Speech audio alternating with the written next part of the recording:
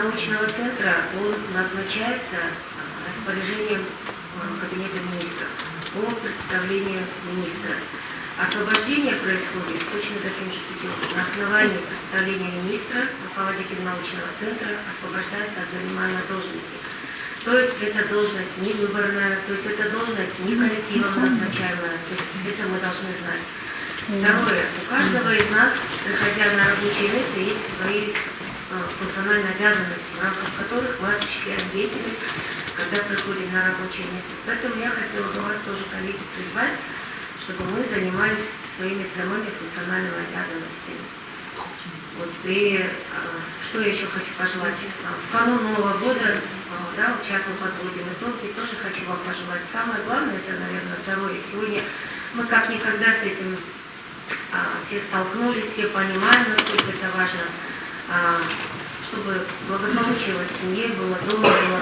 Ну, все, что происходит на работе, вот я вам еще раз объясняла, что в данном случае должность, к сожалению, не коллектив решает, коллеги. Это еще раз я хотела вас обратить ваше внимание на это. Хочу сказать, вы знаете, вот вы работаете отдельно кадров, по вашим обвинениям, которые с утра звучали вот здесь, у нас возникли вопросы. Теперь будьте добры, посидите, пожалуйста, и мы зададим вопросы. Понимаете? Если я могу туда выйти, могу отсюда говорить. Вот смотрите, во-первых, вот господин министр, он все время говорит индусы, индусы, индусы. Я бы хотел ваше внимание обратить, чтобы вы посоветовали другим людям делать различия между индийцами и индусами. Здесь большая разница есть. Вот, во-вторых, меня очень интересует тот момент, что при первой встрече наших работников с господином министром, он очень некрасиво отозвался именно об этих гражданах, что они здесь заполонили мешки и всякого. Вы можете, господин министр, сказать, что именно вы, как их назвали вот на этой встрече? Пожалуйста, скажите или промолчите. Как вы их обозвали? Я здесь записи тоже есть. Я сегодня, может быть, один раз сказал индусу, наверное, не сказал индусу. Если вы обозвали... А когда я здесь обозвал, кто, поднимите руки? Нет, кто? Я вот здесь, кто слышал, что я обозвал? Не здесь, на первой встрече Минздраве. Ладно. На первой встрече Минздраве я хочу сказать, ну кто? Поднимайте, команда, кто слышал, что я здесь обозвал индусов? Здесь у вас в кабинете Минздраве. И вот, давайте мы по существу. В кабинете он вывел меня. Я тогда сказал. Так, хорошо. Да, давайте, нет, господа, коллеги. И поэтому я так думаю, чтобы говорить, у каждого есть мнение, и вот здесь сидящие тоже мнение. Так, господин министр, я так понял, что вы пришли сюда, чтобы оправдываться за свои предыдущие... Я никогда не оправдываюсь. Вы просто задавайте вопросы. Хорошо. А философству, мне кажется, вы научились. Давайте, задавайте вопросы. Я не адвокат и просто юрист, но я хочу обратить внимание, что ваша команда, группа, и вы лично, вы опережаете события, которые, как это называется, факты, и своими догадками, домыслами, подозрениями вы как бы нарушаете законы всех. Так не положено. У вас есть какой-то предел своих полномочий, аудиторская компания. Вот парни, ребят, сидят, они выполняют ваши приказы. Отказаться они не могут. Но вы знаете, вы заходите за рамки того, что вы делаете. Вот господин этот проверяющий то же самое. Перечислил ложки, вилки, стаканы, подкладки всякие. Вы извините, там же есть представительские расходы. И потом это все, я не зря вам дал пример с этой срочкой на столе. По сути, это кража. А она незначительна, что по ней вообще ничего не надо говорить. Когда вы салфетку называете, ее даже нельзя назвать в ваших отчетах по этому. Но вы устроили концерт, шоу в этом кабаре. За это надо отвечать. За то, что вы намеренно, умышленно, очерняя вот эту деятельность НЦКТ, директора, взяли за цель его сгнобить и уволить. В личных встречах записи есть, а работники тоже есть записаны. Вы лично угрожали этому человеку. За это тоже надо отвечать? Да. У меня есть полное право защиты чести. и Естественно. так далее. Я говорю результат. Два слова, и я все закончил. Больше? По поводу публикации в СМИ, есть пословица хорошая, две пословицы. Насильно мил не будешь. Люди сами делают оценку человеку по его деяниям и делам. Понимаете? Другая пословица есть, встречает по уму, провожает по... встречает по... Все.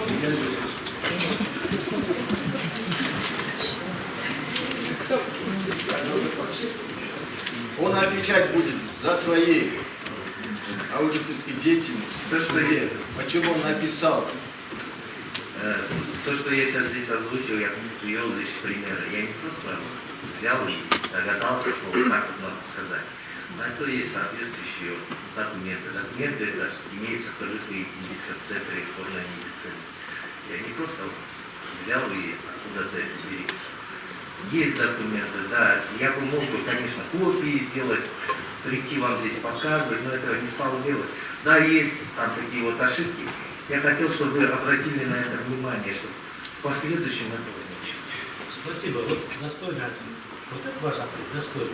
Есть бухгалтер, я не бухгалтер, в следующий раз пусть этого Еще раз хочу сказать, вы директор, я министр. То, что происходит, нездравие, я несу ответственность 100%. И то, что вы говорите 43 и так далее, если вы выявляете еще будет, и вы говорите, что так далее, что я наказал, что они заплатили деньги. Хорошо, что аудиторы проверили, что 27 тысяч долларов, куда они забрали? И когда уже мои аудиторы сказали, мы закрываем все дело, они искали деньги, и 20 тысяч долларов они заплатили. Давай, Вася, и ты все высказал. Здесь опять вы идете. Я в прошлый раз вам объяснил, каким образом они оказались. Сейчас я бы полностью, я не знаю, где он держал, вот бег сидит, и видел, снимал, как я бегаю по всему городу, да, по всем родственникам, еще оказывается эти деньги. Они спокойно лежали у него под боком. Он мог прийти, снять кассу, опечатать ее, снять кассу, удостовериться, что там ее нет.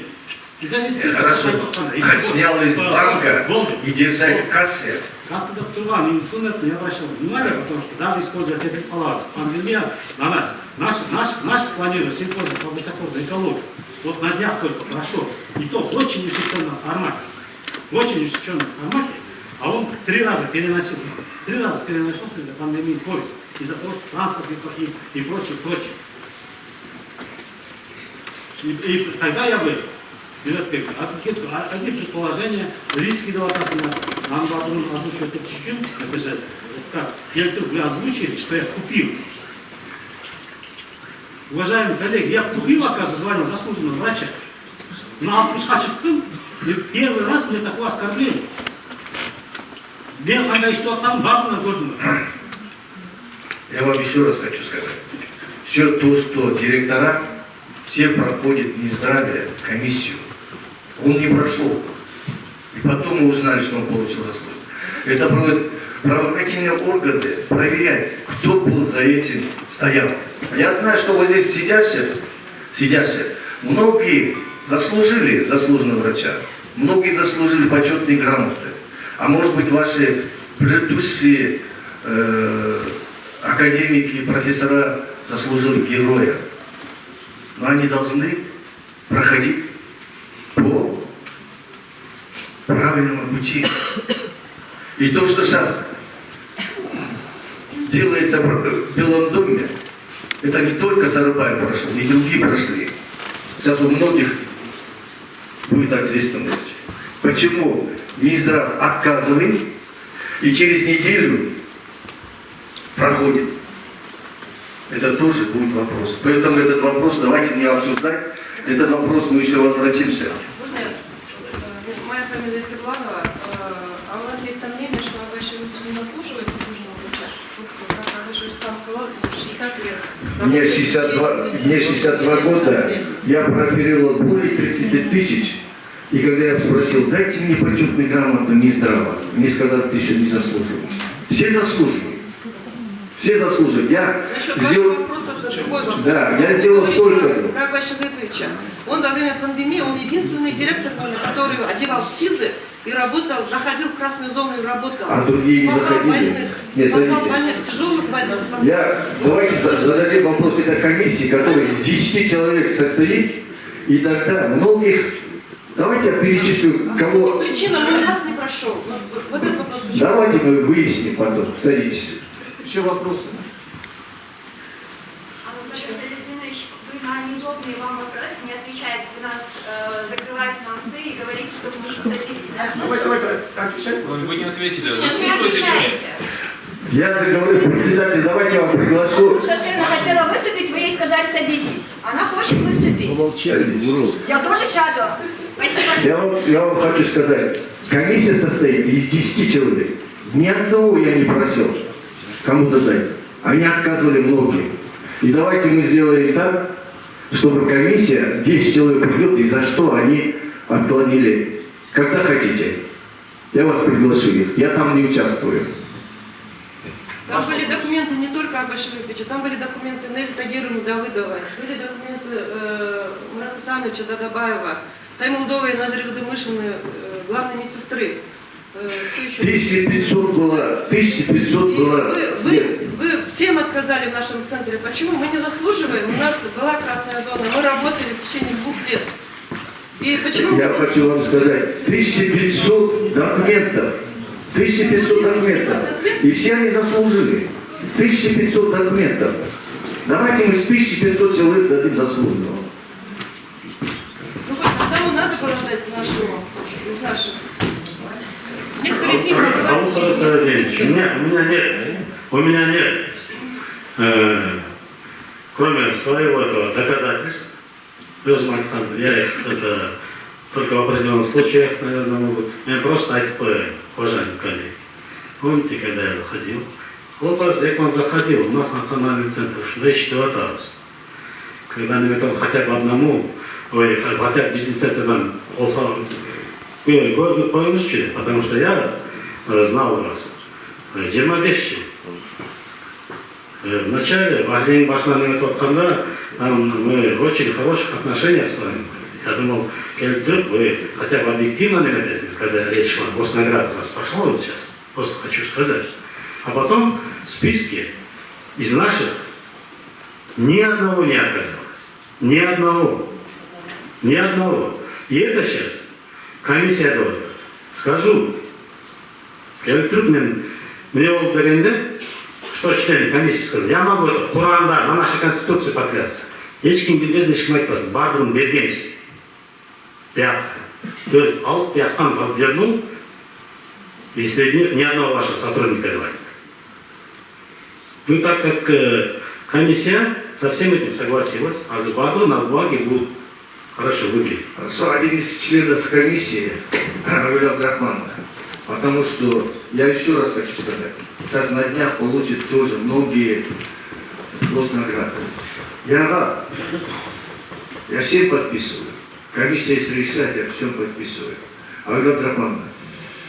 Ну, коллеги, значит, поступает большое количество документов. Они поступают со всей республики. Идет отбор претендентов на награждение членами коллегии.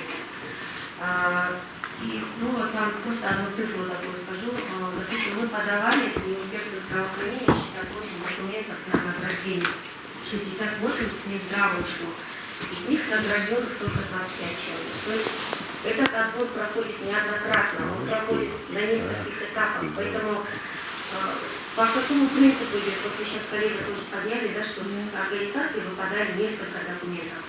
И вы представьте, по всей стране, если вот с каждой организацией так подают, и я вас тоже понимаю, что да, действительно, они достойны. И в этот раз действительно вот такой был момент, всем сказано, что давайте направлять документы простых врачей, простых медсестер, которые круглосуточно работали в период вот, как раз таки обострения этой ситуации. Поэтому вот вам как пример я говорю, даже подавая мы 68 документов из 68, да, и только 25. То есть это вот вам как один из примеров. Подают не только Министерство здравоохранения, подают пилотные конечно, подают полномочные представители, подают госадминистрации, подает мэрия, городов, города Бишкек в том числе. Поэтому со многих организаций идет. Вот как вот, допустим, каждый претендент своих определяет и подает документы. Вот с Минздрава были определены 68 претендентов из 68 претендентов. Кому-то могли подписать журнал. Еще вы подавайте. Я так думаю, что я попрошу комиссию, чтобы не упускали ни одно учреждение. Представьте себе, сейчас в настоящее время к Новому году 1500. Если вы представьте, 1500 человек мы будем награждать, 2 года будет 3000, потом 5000. И, естественно, люди поймут, что его нет тут сильно. Поэтому президент сказал, первый раз я вручаю, давайте простых, который работал Ал-Ахтала, который работал в Кадамджаре, который работал в Чомалае, днем и ночью, медсестер, санитаров, простых врачей. И комиссия отобрала их. Многие подавали Джумабеков, отклонили. Подавал Мамаки, Урбанов. Я хотите, я еще раз перечислю все главврачей директоров, кого отклонили. Они все правильно поняли. Потому что простые,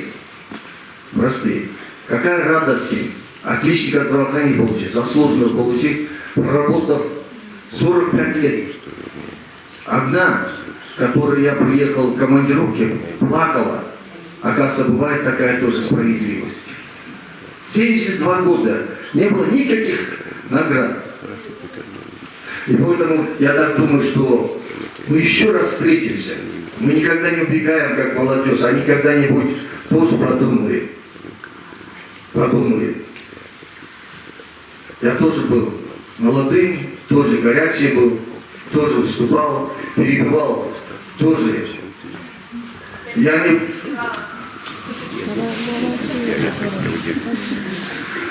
Как только правоохранительные органы проверят, если, я вам обещаю, если те документы, которые аудиторские проверки были ошибки, мои аудиторы, я вам обещаю, понесут наказание. Как понесли наказание 4 главврача. Первый, второй, 17-19. За то, что мы покупаем за бюджетные деньги вакцины, и какая-то медсестра ее выливает.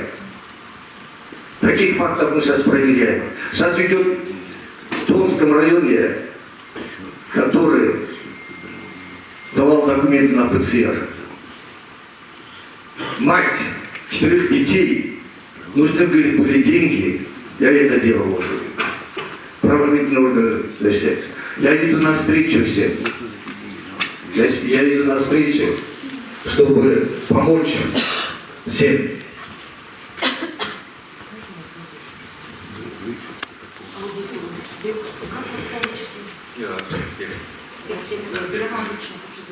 Скажите, пожалуйста, было ли хищение? Я вам хочу И второй вопрос сейчас, чтобы я спросила. Скажите, пожалуйста, государство для того, чтобы тратили государство выделило деньги, то есть наши кыргызские деньги потратили? Как хищение устанавливают следователи. А то, что поступает к нам деньги, донорские проекты, они автоматически становятся деньгами бюджетными. Закон есть. И сейчас вы знаете, госпециалист, за что страдает? За что страдает? Многие за что страдают? Скажем, они тоже говорят, это же как не деньги бюджетные, это, говорит, дал, говорит, немецкий банк. Это как только поступает в проекте донорские деньги автоматически подчиняются по закону Кыргызстана. Спасибо всем. Извините, сейчас, Подождите. поясню опять. Уходите, пожалуйста. Послушайте. С милицией я сотрудничаю с 99 года. Совсем маленький. Зарядочек, ладно. Сейчас опять информация, это не донорские деньги. Первое. Почему был создан Кыргызско-Индийский научный центр? Почему был создан? Потому что, если бы его не создать, некоторые определенные законы в рамке есть, о которых индийская сторона не может финансировать выполнение научно-исследовательской тем, özünün немецкий корпус, своя часть, не только которая в Индии. Поэтому после переговоров было решено создать Кыргызско-Индийский центр. Это их центр тоже на нашей базе. Вы знаете, в каком состоянии был 5-й этаж, да? Такие множественные портретов. И эти деньги именно выделяются на выполнение, это не донорские деньги. На выполнение, это заказ на выполнение научно-исследовательской работы, которую выполняет как научно-исследовательский институт, относящийся к Министерству обороны Индии. Вот в каком ракурсе выделялись деньги. Потом, после 5 лет проекта, мы там представляем результат. Пишем Талмуды. Если вы посмотрите, сколько публикаций в индексированных журналах, или пачка, на это тоже смотрим. И потом пишем точно так же заявку. А меморандум – это юридическая основа для того, чтобы мы могли получать деньги на выполнение научно-исследовательской работы. Очень много в Кыргызстане фонды, проекты, многие академики, Академия наук, многие ученые тоже занимаются. Я не стал задавать вопрос о том, что, как я сказал, 5 лет было, потом вот это время, кто занимался 5-м этажом? Коммунальные услуги. Кто платил? Отопление, свет и так далее, так далее. Мы не стали это делать, потому что она пустовала с какого года? 5 лет, это 99 по 2004, и только в 2019 году открывается опять этот институт. Ты сам говорил.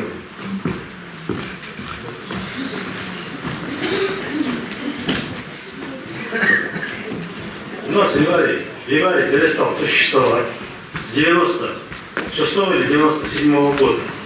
Там был пожар. Я просто хорошо В 2011 году ремонт, договор подписан в 2008, в 2011 году он начал функционировать. И с тех пор все коммунальные услуги оплачивались. Я сказал, около 5 миллионов или больше 5 миллионов за все эти 10 лет коммунальных услуг было оплачено. Только коммунальные. А другого, благодаря оборудованию, работе там, 4 кандидатские диссертации защищены в центре. И работе в центре. Вы многие знаете, что последние работы, которые там проводились, и они делались на нашем оборудовании, анализ забирались там, а обработку полностью люди сами делали. Мы помогали. Коллектив выделяли для этих целей, которые касаются не только индийского проекта.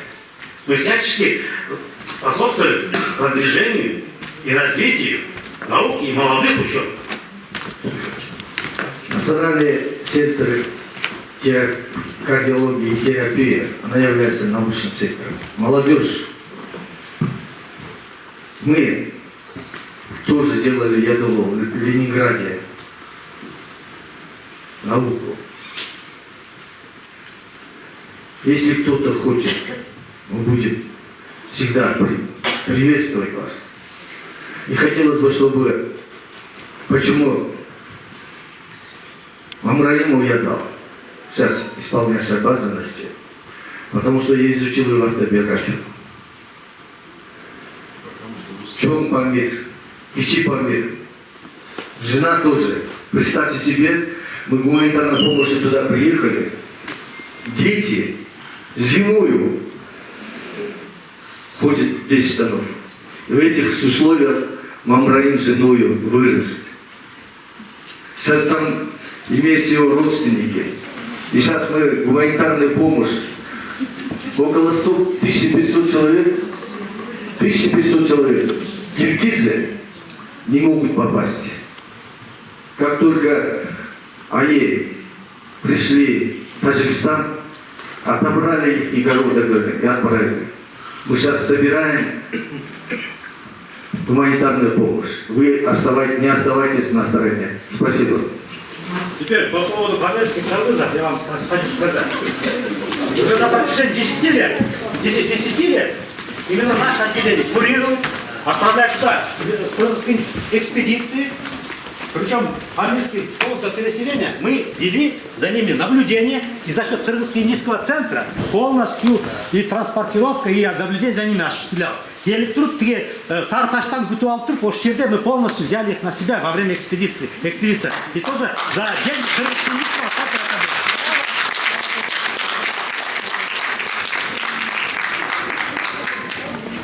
Затронуть.